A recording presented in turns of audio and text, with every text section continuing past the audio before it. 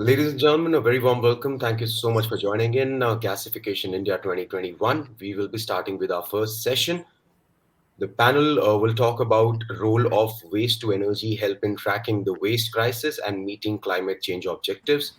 The panel will discuss about the astonishing role of waste to energy methodologies and technologies to tackle the existing waste crisis and meeting the climate change targets and objectives.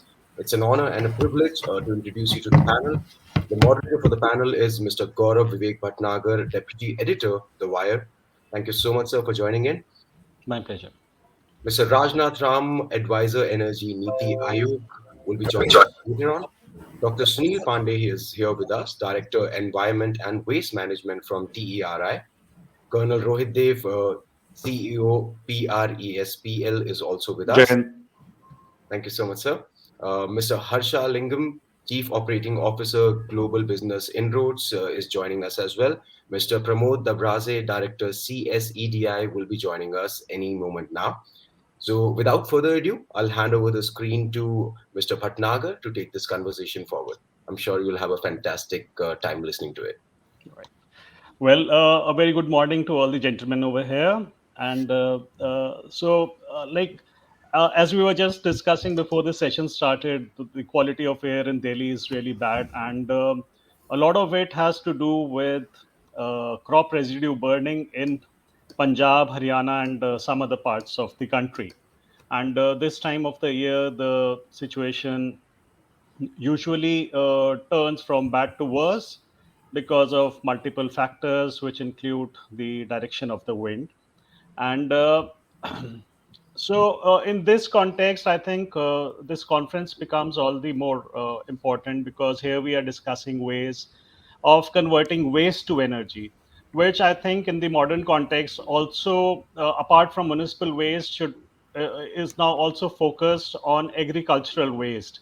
So I think I would like to start off this session by first bringing in um, Colonel Rohit Dev, who's with Punjab Renewable Energy Systems Private Limited. And so your organization has been working on conversion of agri waste to bio CNG, and this is a key area right now because a lot of crop residue is burnt by farmers two times in the year when they are going for crop rotation from Rabi to Kharif and Kharif to Rabi. And again, around Diwali and all, we see the farmers converting from rice to wheat crops. And since the time available to them is limited, they resort to waste burning. So, as far as agricultural waste goes, uh, how how how how are you moving in the direction? How are you helping the farmers in procuring happy seeders and other equipment, and in ensuring that their produce, that the stubbles and crop residue is passed on and converted into biofuels. thank you for that, Gauravji. And like they said in the military, that no plan survives the first bullet. So I was thinking I was third in the line, but you put me on the mat first. So thank you for that, and I'm used to that.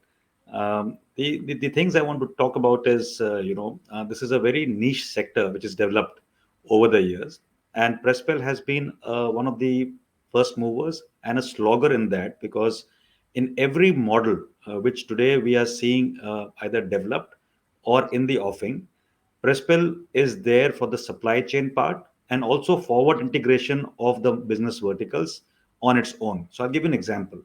So when this parali, and when I say parali or biomass today, it means every kind of agricultural waste on a pan-India basis. It is not specifically limited to paddy straw in Punjab, Haryana, and UP. It is pan-India basis. So when you take this parali or the biomass, it goes into many end users today.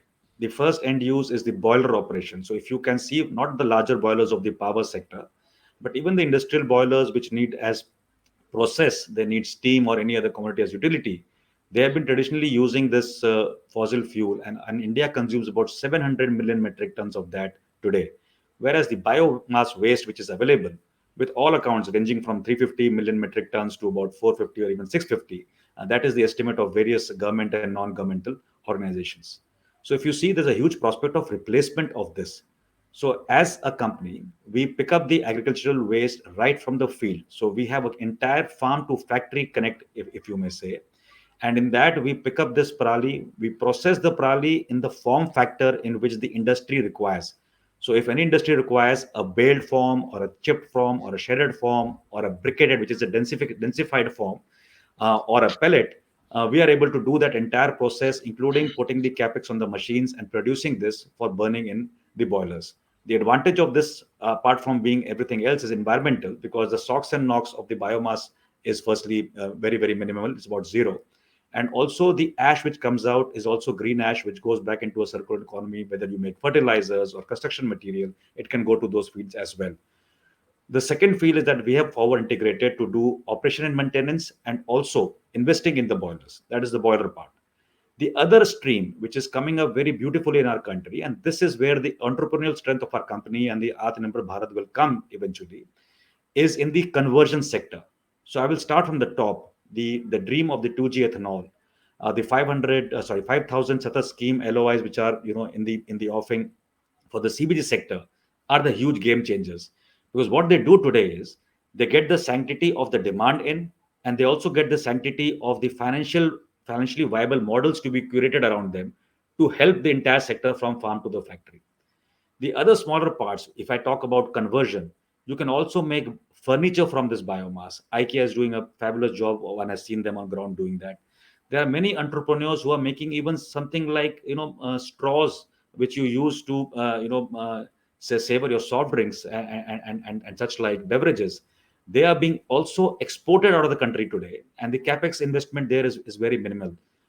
You can make crockery cutlery, you can make bioplastics, you can make even garment section is utilizing this biomass today to make shoes. So there is an ample scope of utilization. The only thing is, and there are three or four connects I want to put here. One has been talking and writing about it for a long time, is that the demand has to be assured demand, and there has to be finance around it. So government has to come up with better schemes, softer loans, which can actually kill the fossil fuel sector. So I'll just give you a comparison. Today, when the coal has gone up by the notches, it has gone up. It is much more viable. It was also viable earlier as well to do the boiler entire value chain by a company like us. But say if you were giving a soft loan capped at 4 to 5% to the industry, say you didn't have a GST on this sector till the factory level. So the entire agricultural section, the logistics, whatever is for the farmer, has to be handled well. The third point I want to talk about is the 4P model. Everybody knows the triple P model quite well in the economic circles worldwide. But the fourth P in the model which I have recommended is the people, and people essentially is the farmers. I'll give you a very layman example.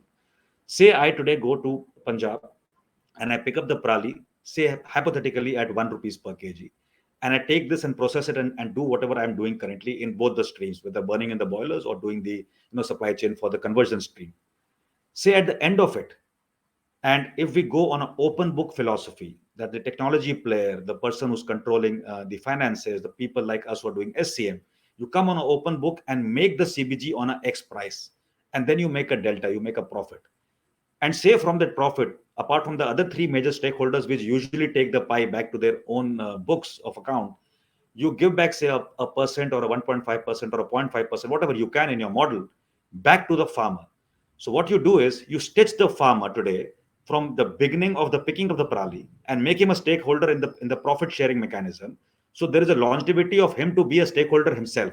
He will probably not burn it. What the government has done today, and which has come in the last 1 year, they have removed even the fines. The farmer actually couldn't pay the fines. Who will pay a fine for burning a prali of 1 crore rupees? Nobody can, right? Otherwise, he wouldn't have been the farmer sitting there. So the fining mechanism is fine, but you have to have something in the game to make him feel that he is the wanted resource. Because finally, you may make ethanol, CBG, conversion of anything in the biomass sector.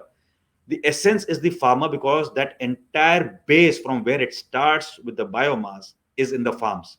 So there has to be a holistic level. We have also prompted the concerned ministries to come up with a very audacious biomass based IPP. And why we've done that, you can make it hybrid with solar. It will work beautifully. It will probably get the cost even between 5 to 6 rupees of a unit. But why we are saying that is because when we started with the solar dream, we started upwards and beyond of even 12 rupees at some point of time, and we have come down to 2 rupees and aiming to much lesser. We're looking at green hydrogen to come up with the same commodity at $1 and less, universally, and maybe we're looking at lesser in India. But when you look at this particular sector, we have to be assured that every man, I'll tell you the roles we people can play. We have, say, the state governments, right? You know what debacle happened with the wind energy back in Rajasthan when you didn't lease the land and offtake it for a longer tenure. So the state government must come up and say this is the area.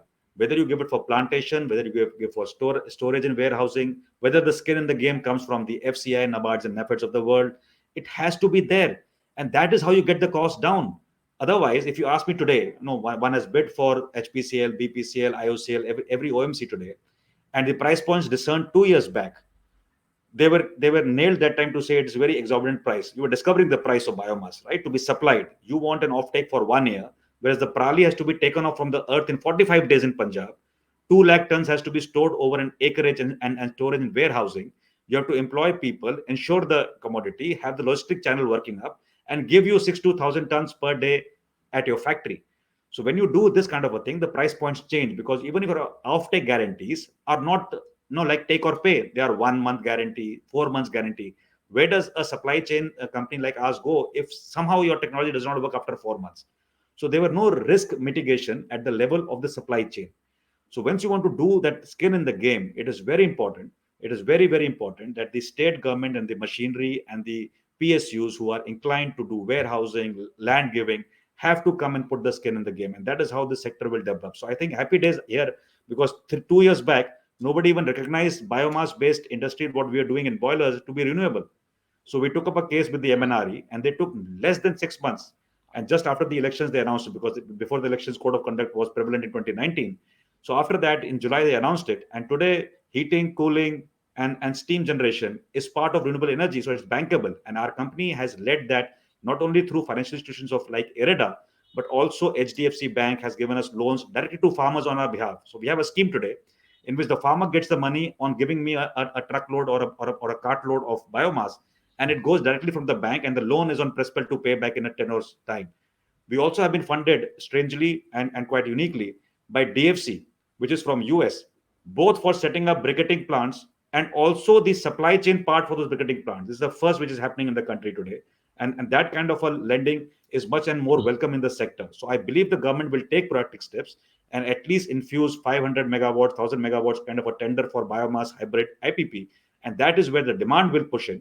And that is where the financial institutions will get aligned for biomass sector, and we can take our country forward. So huge scope for even manufacturing in India, whether you see post-agricultural machinery or otherwise. So I think happy days ahead, and I'll be happy to take on more questions from you, Yeah, Gauravji, when yeah, we meet personally over yeah, in Delhi. definitely, definitely.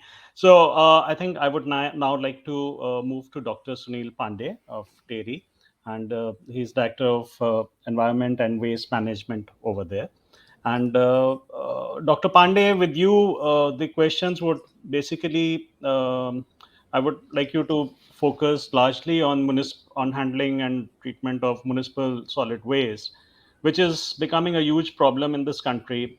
I think we are at the moment only treating about 20% of the waste we generate. The rest 80% is going untreated. Most of it lands up in the landfill site. Some is not even collected and is like spread around, in the fields and everywhere.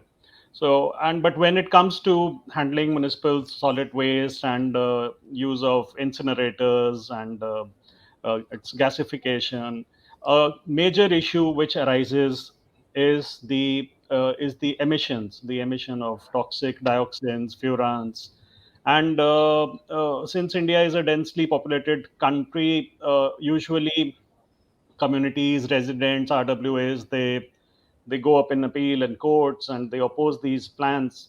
So, how has the technology improved over the years? How has the quality of filters improved over the years, which are in use in these WTE plants? And what is being done to allay the fears of the communities that if a plant comes up near your place, it's for your welfare. It's not to it won't actually end up harming you and causing various problems. So over to you, Dr. Pandey. Thank you, Mr. Bhatnagar, and also thank you, Colonel Rohit Dev, for putting his perspective on agri residues. And as you said, the issue here is looking at environmental performance of these waste to energy plants. And initially, when the large combustion-based waste to energy plants were commissioned in the country, we didn't have very happy experience. Largely because we didn't have prior experience of handling something at the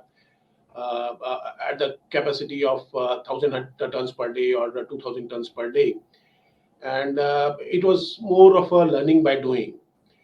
And the case in point is various large waste to energy projects in country, be it in Delhi, be it in Bangalore, be it in Lucknow, lot many years back. So this was kind of learning curve for waste to energy in India. We had certain very successful pilots implemented under TIFAC DST support for converting MSW to refuse derived fuel, and then kind of generating power from that. So as you rightly said, initially there was no prior experience, so there was some aspects of some incidences of pollution being generated from these initial days of waste to energy plants commission in India. But gradually, as the understanding got better, as our monitoring capability got better, because when we talk of dioxins and furans, still not many laboratories in India can actually do monitoring. CPCB, Central Pollution Control Board, has now a facility for monitoring.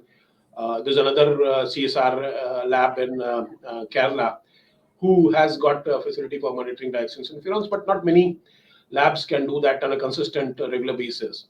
And also the cost of analysis and monitoring is pretty high. So it's not something which can be conventionally done, which can be routinely done. And through that experience, the plant operators also have learned.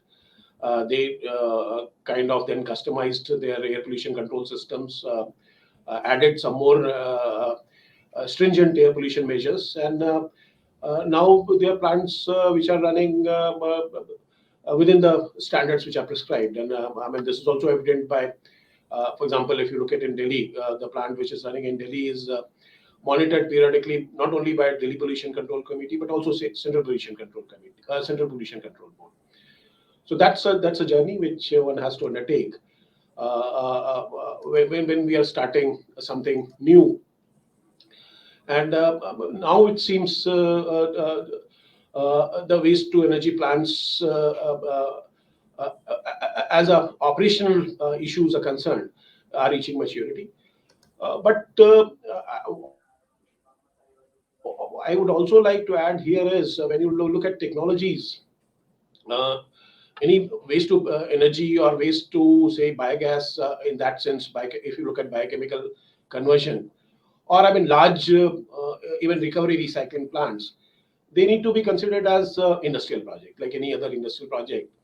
And if they can be one aspect of people or neighborhood not feeling comfortable with such plants in their vicinity, can be addressed largely if you can treat treat these as industrial projects and commission them into industrial areas. They are earmarked industrial areas in the country, and if they can be sited, located in industrial areas, and like any industrial area, there are regulations they apply, whether in terms of wastewater discharge or air emissions or solid waste management, and they need to be treated at par with any other industrial project. That would essentially ensure that the neighborhood population don't basically react to these plants being in their neighborhood. And this problem can largely be addressed with this provision. So I'll stop here and then come back again if you have any other question. Yeah. One related question is in India, especially since segregation of waste happens at a very low level, we have a lot of problem of wet waste, like which probably other countries do not face to that extent.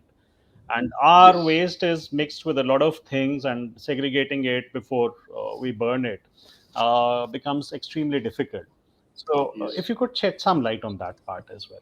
Yeah, sure, sure. I mean, if you look at generation, I mean, uh, uh, generation of municipal solid waste pan India, the generation figures vary from 58 million tons to around 62 million tons.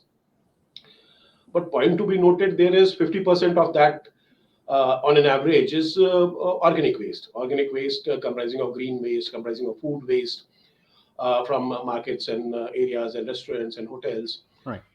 So this 50% evidently, and this 50% also is having high moisture Hmm. because of inherent nature of that waste. Around 50 to 60% of that is moisture.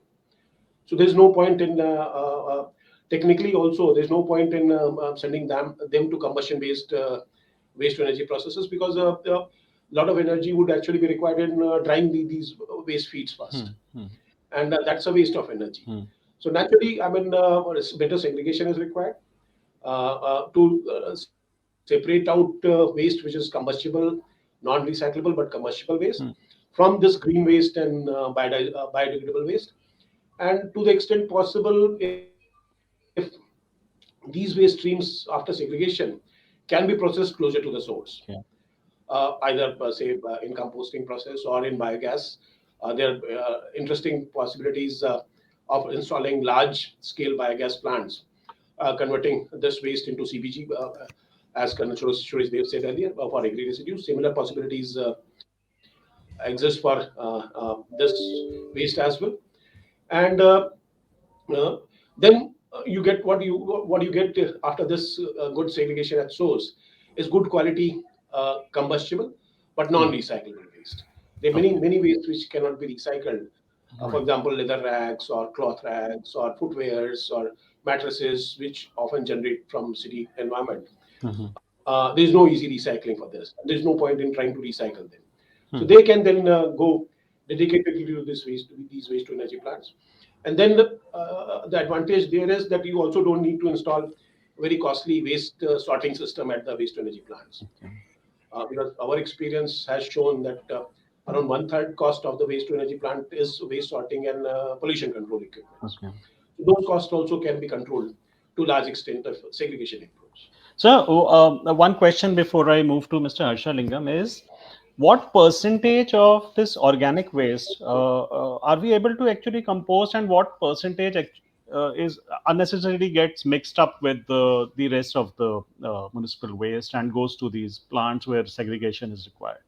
See, currently, what's happening is, as you said earlier, around, I mean, the beginning of 2014, Hmm. when Swachh Bharat mission came into force, Hmm. around 25% of the waste, we had a processing capacity of around 25% of the MSW generated. Hmm.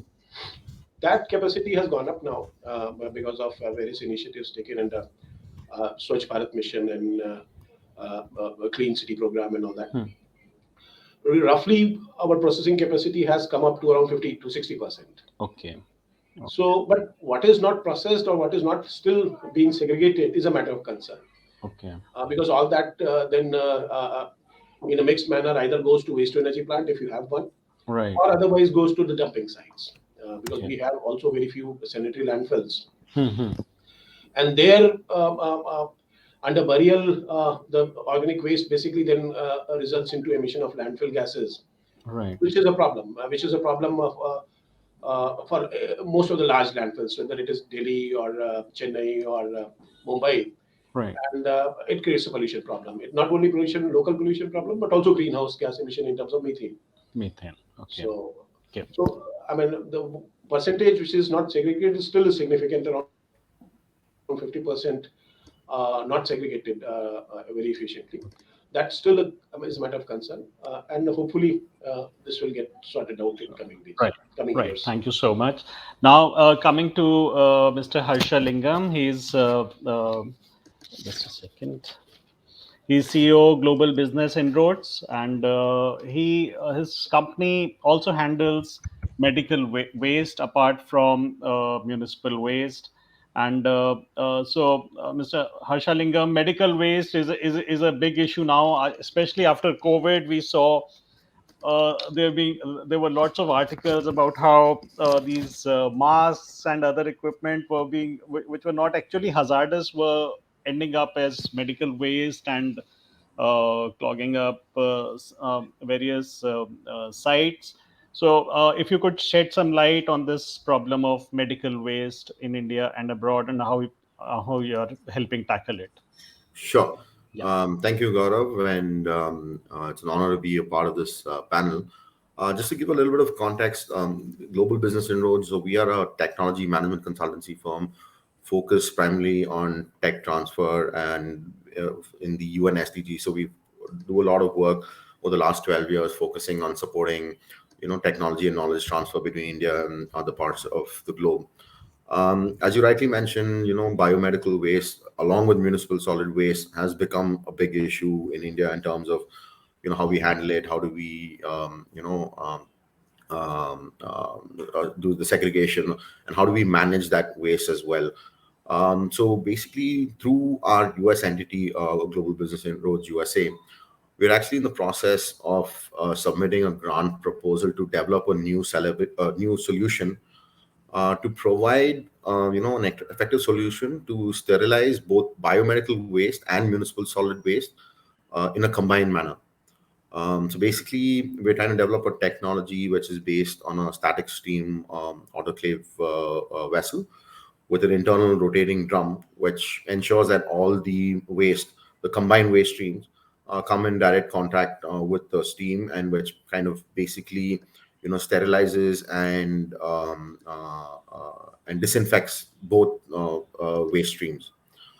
So basically, the technology that we're trying to develop will be ideal for post-treatment mechanical separation and recovery of materials which have a market value, and for the utilization of materials which have no market value for the generation of waste to energy or clean alternative energy.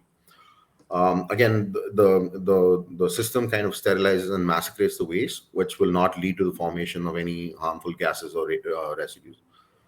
As Dr. Sunil also mentioned, like there were some issues with large-scale waste-to-energy plants, and keeping that in mind, historically, and keeping that in mind, we are trying to develop a modular, decentralized solution where the capacities can be customized depending on the volume and space available in certain localities or geographies.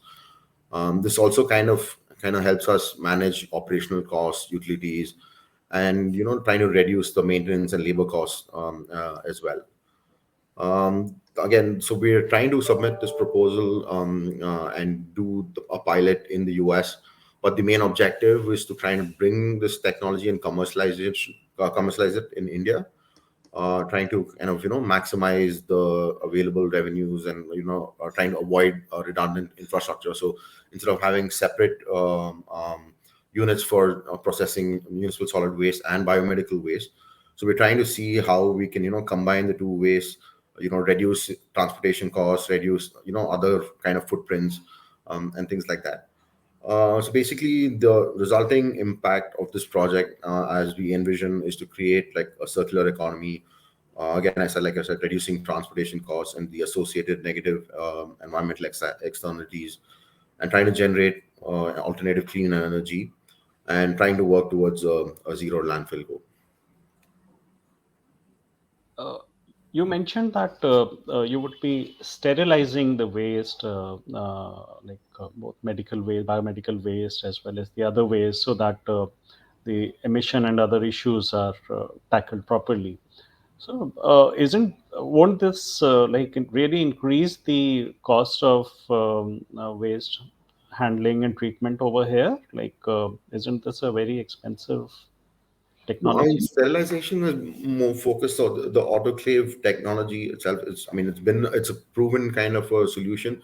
It's being used, actually. It's a pretty old kind of a technology, but we're trying to tweak some of the certain parameters and things like that. So it is going to be a little bit of a process and a technology innovation. The technology, it's pretty old. It's already been there. It's being used in various countries and various sectors already. So it's just adaptation and trying to bring in both the streams together to kind of take into consideration the costs and the operations and maintenances and the capital costs of it as well. Okay. Okay. So I think I would now like to throw I think since all the speakers have already said the part, I think I would now like to throw the floor open for questions if you have for each other. And so please feel free to ask any questions which you may have.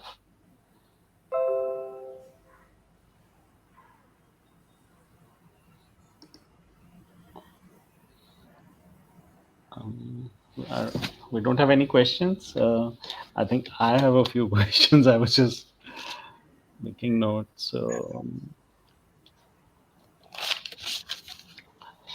one issue which I would like one of you to shed some light on is like we still find, especially in India, we find waste strewn all over. If you are traveling by train, by roads, and the hills, like dispersal of waste, collecting that, that is an eyesore plus uh,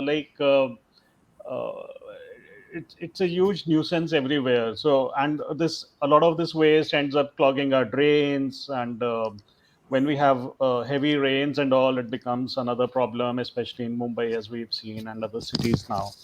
So, if Dr. Pandey, if you would like to say, like, why are we not penalizing people, authorities, and other? Why can't we have regular campaigns, say every month or every 6 months, involving children and others, involving people in villages? We can just go with bent iron rods and pick up waste wherever it is lying, and like we used to have this on 2nd of October in the initial years after 2014, but people's participation, I don't see much of it now. So what can we do? What is being done? If you could shed some light. Yeah, yes. I mean, whatever you find thrown here and there, especially if you look at outskirts of the city, peripheral areas, any vacant plot or railway tracks, as you said, is something which is coming out of littering habits. Hmm. And littering habits, we all kind of, when we purchase things, when we purchase things, especially on the move, generally the packaging, all the containers are littered. Uh, Not very responsibly, mostly irresponsibly. And that can be checked only, I mean, there are regulations, surprisingly, most of the bylaws and also national regulation in the cities actually address littering. So, and also penal provisions in the for checking and controlling the littering. Issue is how effectively it can be monitored. How effectively it can be monitored, and how effectively it can be, if they are defaulters, how effectively they can be brought to paying the penalties. And sometimes this penalty structure is such that penalties are not much, though I mean of late government and regulators have taken care of this and raised the penalties, much like Motor Vehicles Act in the same line, similar lines. Because earlier what used to happen was that penalties were so low that administrative cost of administering these penalties were much higher. So city governments or city administrations were not actually interested in implementing these. Penalties have gone up, and in cities which are more vulnerable, say for example in Delhi, a lot of action starts happening in winter because much of this littered waste is finally put on fire, and which creates to air pollution problem. So I mean, there's stricter monitoring now. Only thing is, I mean, it cannot be only controlled by responsible behavior. So that behavior, as you rightly said, has to be. I mean, that behavioral change has to be initiated at the younger level in people, and younger generation is changing. Children of the nation are changing. Younger generation is people in younger generation are changing, and uh, they'll certainly behave more responsibly in future when they kind of become adults and come out on roads. But littering is the aspect which needs to be controlled. which needs to be checked. Okay. Second issue is there are cities where sweeping on the roads is not done very effectively, very regularly. For example, I mean, interestingly, last few days back when there was flooding in Chennai, one reason was that initial few days of rain, it washed away all the dust and muck which was there on the roads to the stormwater drains, and that's how the drains got clogged. Hmm. So naturally, I mean, there was a lot of muck and dust lying there, which was not effectively cleaned in non-rainy days. So that needs to be addressed Okay. as a short-term and long-term measures, bringing in these behavioral changes and uh, also monitoring and strict implementation of measures. So that would be required. One So more let me question. let's Yeah. add a couple of Yeah, points on that. Sorry. Yeah. So just recently went to on a trip to Meghalaya, and I was surprised to see, how people keep all their tourist areas so clean, and there's not much littering. I mean, there is definitely littering there. So it's a lot of things to do with how people are brought up and how they perceive their environment as well. Like compared to, I mean, what I saw there was completely eye-opening. And they have along any touristic spots, they have waste baskets made of bamboo, so they don't use plastic for the waste baskets as well. And that kind of, even the local people, they actually throw the trash in the trash cans, and when people see that, they follow something like that. So it's a lot to do with how you perceive waste, and you not throw it away. And then if when you see people doing something, and then you kind of try and emulate that. So I think that's a lot to do with how we kind of teach the younger generation to actually follow something like this and preserve what you have currently. And yeah, so I think that's a very good example of something that I saw very recently, and was very yeah. Yeah. Gaurav, can I give you just 2 pointers here? Yeah, please. So we are what we are actually. We need a refinement at the educational level, firstly. So I'll give you two comparisons. One is when we go to Singapore ourselves, you tell me one Indian who can even think L of the litter there, right? That's the way we are. Second is, I'll give you example. Last tenure in Jaisalmer, so Swachh Bharat was launched that time by the Honorable Prime Minister, and when I was traveling and in one vehicle, somebody threw bottles and chips packets. So I thought it as my moral responsibility to stop them and educate. So I stopped them and tried to educate them.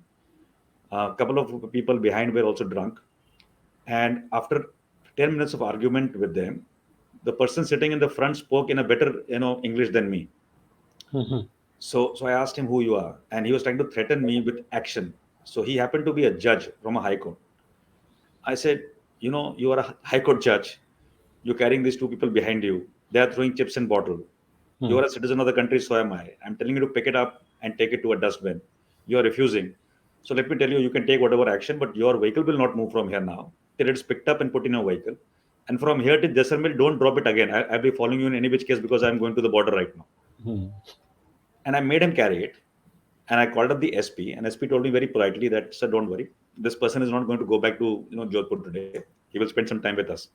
So that is the way you need to educate people. And sadly, the educated people and entitled people like us think that we can get away. That is the bottom line. You go to a EWS class on a Sunday and you teach those girls and boys how to not litter around that junction where they're living. They will understand. And if a dustbin is put, they will understand. But somehow we in our BMWs have a habit of throwing things. So that is a societal change we need. And social media, education. We used to have a good topic called civics in our times. You may remember that. Right. Those are things for civics, moral science. They need to come in our country in a big way. So that's my small point. Yeah. Mr. Lingam, there's a question for you on the screen. If you can answer that. Yes. So basically, the idea of what we're trying to do is currently already in India. I mean, most biomedical waste plants already incinerate the waste without cellularization. So the concept of autoclaving and converting already biomedical waste to energy is existing. But the thing is, what we're trying to do is sterilize the waste again by combining both medical and biomedical waste through this autoclave process, and then segregating again. So it'll be a process of segregation. So the waste that can be recycled from the biomedical waste includes different types of waste within that. characteristics of waste. So when municipal solid waste has its own characteristics, biomedical waste has its own characteristics. So first will obviously be removing all the recyclable parts of it, which can be has some market value, and then using the autoclave technology to sterilize the entire waste streams, and then using the streams that cannot be recycled or to convert those in use that part of it to convert it into waste to energy. Okay. Okay. I would now like to raise a question around increase in municipal waste due to online shopping. Like last year, I placed one order. I think it was with NetMeds or someone, and because medicines were pretty cheap on that site, and I think I placed an order for regular medicines, 5 6 medicines, some balms and all, and I received it in three or four installments from different parts of the country, like including, like, I'm in Delhi NCR. Some packets were coming from as far as Bangalore and other places. One, the transportation, then each one of them was packed separately, had a cardboard box, and then there was this plastic wrapper around it. So I after that I stopped ordering from there, because now things have improved. And with other packs as well, you see, you order a small item and such a huge there's so much of packing all around it. So obviously this would be adding so much to our municipal waste. What are we doing to stop this? Are we speaking to these companies, to like have like eco-friendly material, to use eco-friendly material or other things, biodegradable material? Because this would, nobody's talking about it, but this would just add to the waste burden which we are facing. Dr. Pandey, I think you have a shot at it. Sure. I mean, in a way, it's a good news because I mean, from the waste to energy perspective, Yeah. if there are more packaging waste in the waste stream, then more energy and more energy potential from the waste. From circularity perspective, resource efficiency perspective, it's not good practice. Yeah. And but I mean, and also recently, the plastic waste management rules, which are notified in 2016, have now been amended March this year to take care of single-use plastics, which are, I mean, packaging actually are part of. Mhm. And a lot of these online retailers have started looking at initiatives. For example, Amazon and those other retailers. They are kind of getting into now arrangements where they would like to take the packing back if you wish while delivering the goods. Okay. So they are then discussing some of these initiatives. Some of these packagings have also become simpler. If you look at off late, I mean, when you order, there are not many layers of packaging. So, but important issue is that I mean, what we also need to consider is that the material, the product which you have ordered has to come to you in an intact condition. It should not be damaged while transit. So that's a one qualifying criteria. Otherwise, there are actions being taken by these online retailers on how their packaging can be made more not only retrieving them after they supply the product, but also in terms of recyclability. Okay. Okay. Anything you would like to add, Mr. Lingam or Colonel Dev? Yeah. No, I mean, I think there's a huge pressure on these e-commerce people as well, from the citizens and from the people, trying to address this issue. And I think they've kind of heard the message, and they Yeah. are trying to, look at other alternative sources of sustainable packaging as well. And there's a lot of, I mean, obviously, when you look at biodegradable or sustainable packaging, the costs do go up higher. And these guys are fighting for the pennies when they're talking about e-commerce.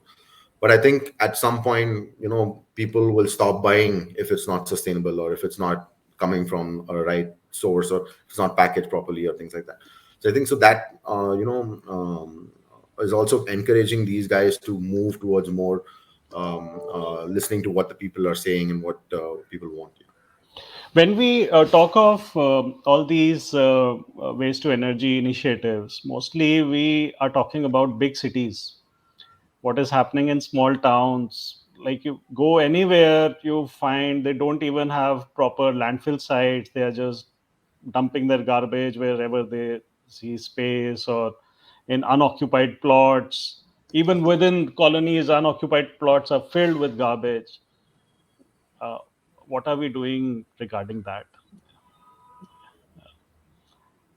See, Gauravji, I won't be aware of what is happening in the entire landscape, Yeah. but wherever there's awareness, Hmm. the waste today is getting picked up through entrepreneurial effort. So I'll give an example. Say even the normal waste of say the cow dung in certain localities where there are gaushalas and otherwise, Hmm. the villagers today on their own are buying a syntax tank and converting into a sort of a process to have the gas for their needs. And there are some NGOs I have seen who are helping these rural sector people to get on with it. There are also some big ticket companies who are doing this currently in small scale, not waiting for the bigger CBG projects to come about. The Hmm. second part is about the waste, which you're saying about, the class B, class C cities. I Hmm. think if you see, and one has been hearing about Indore to be a very clean city and waste management to be, optimized there.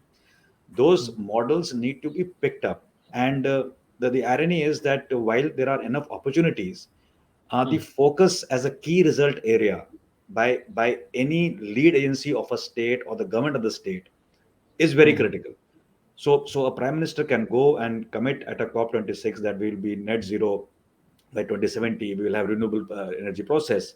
Similar waste to energy commitment has to be at the local level. There are very good, district collectors and magistrates I've seen. Sorry, collectors, sorry, not magistrates. I've seen one case is near Bidar, where these people are actually following up with industry and trying to do something in the rural sector.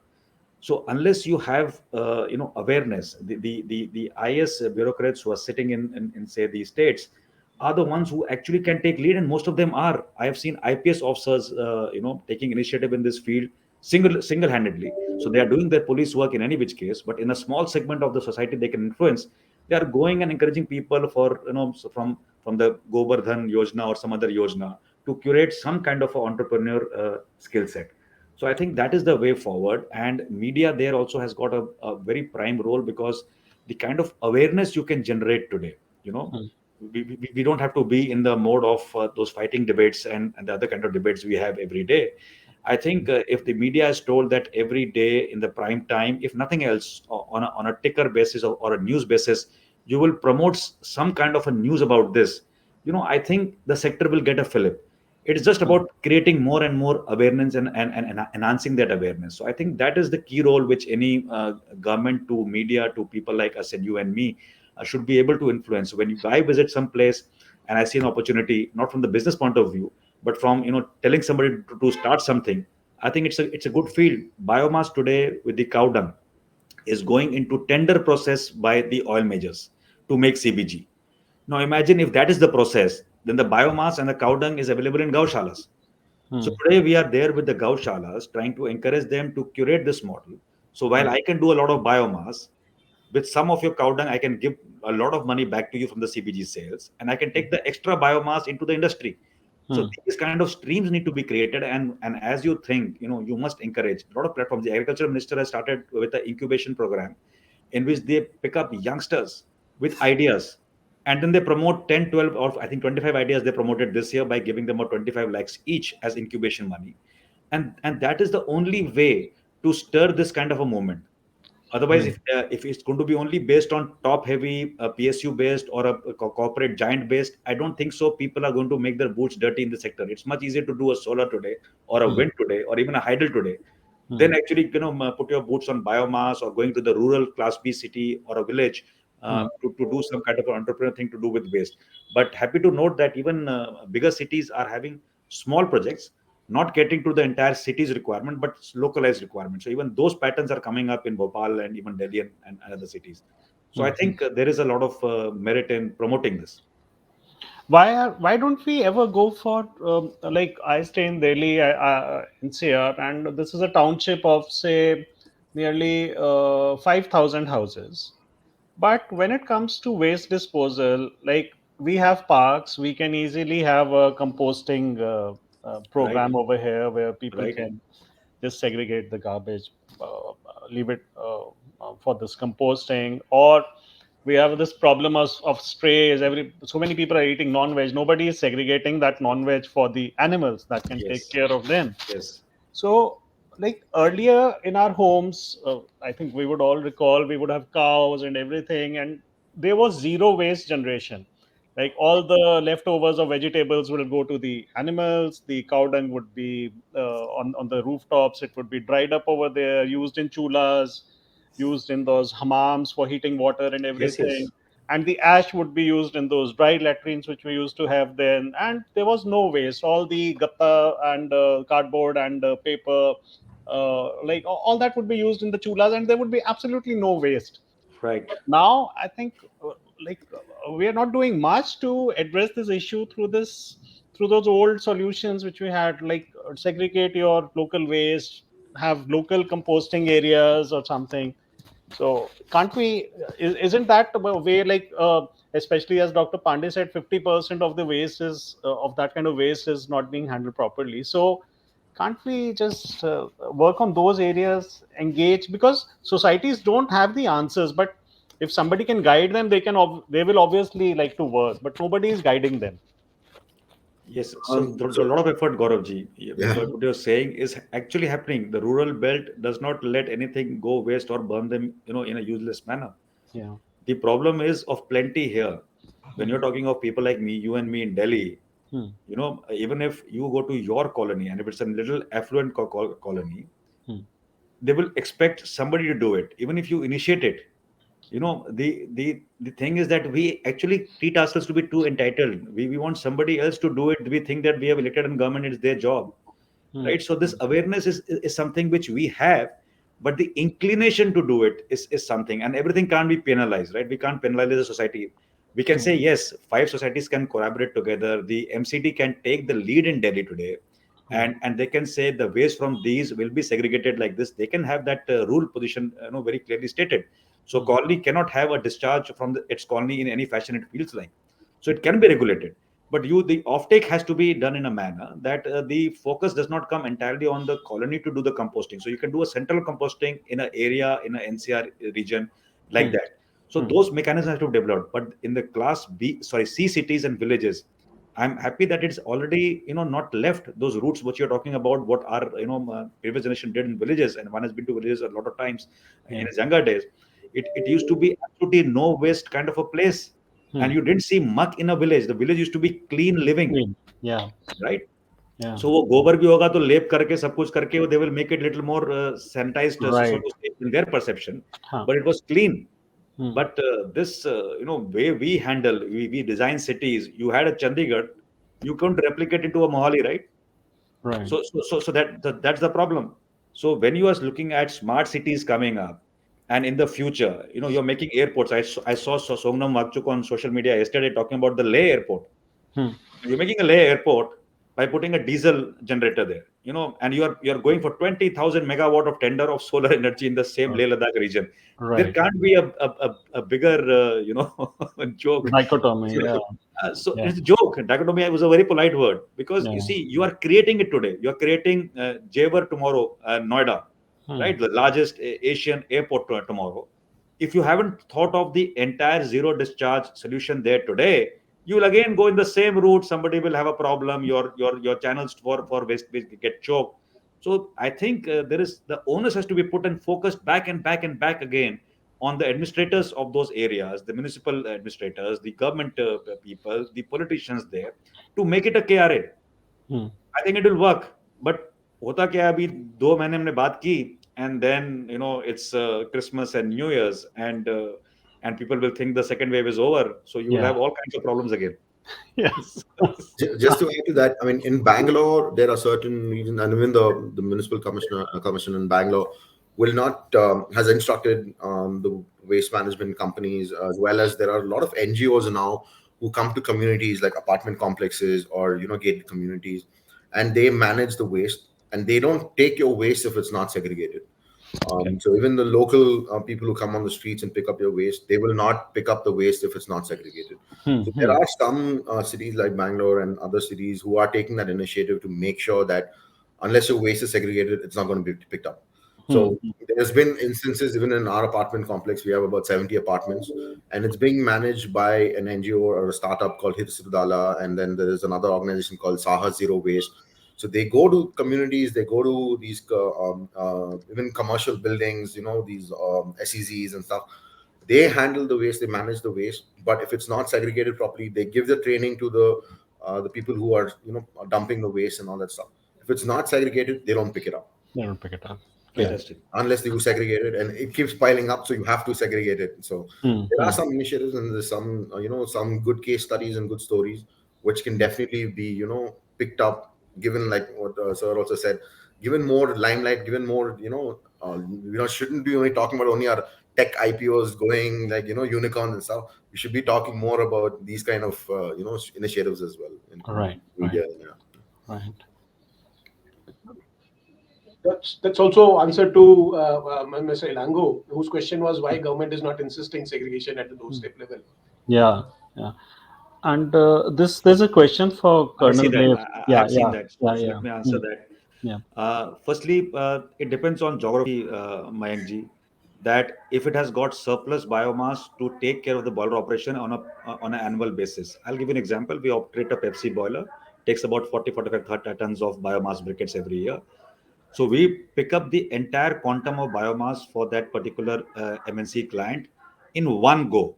And we do warehousing and storage, and then we convert it, and then we put it back into their boiler. We do the O&M for them, and then we also do the ash handling.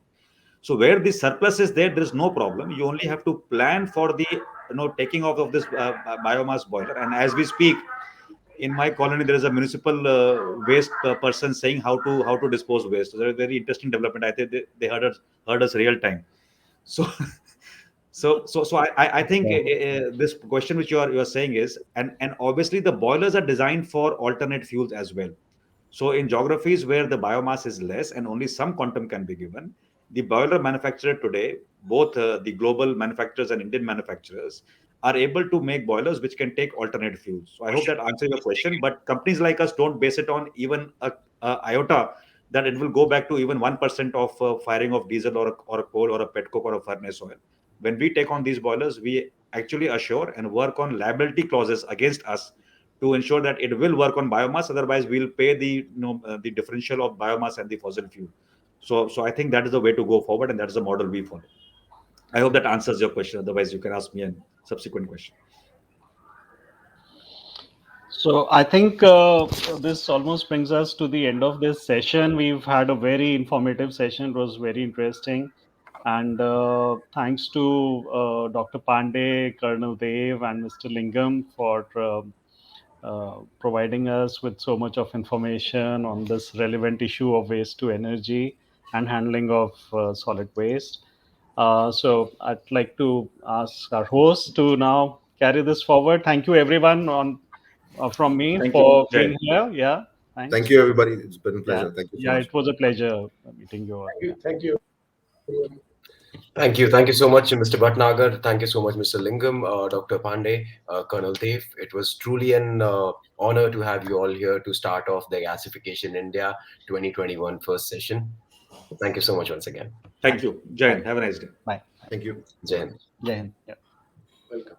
So that concludes our first panel discussion. And with that, we would like to take a small break of half an hour, a networking tea break, so that we all can refresh and join back again at sharp 12. We'll be very happy for you all to join in the next panel discussion, where we'll be talking about waste to energy development, management risk and challenges, and identifying the opportunities that lie within.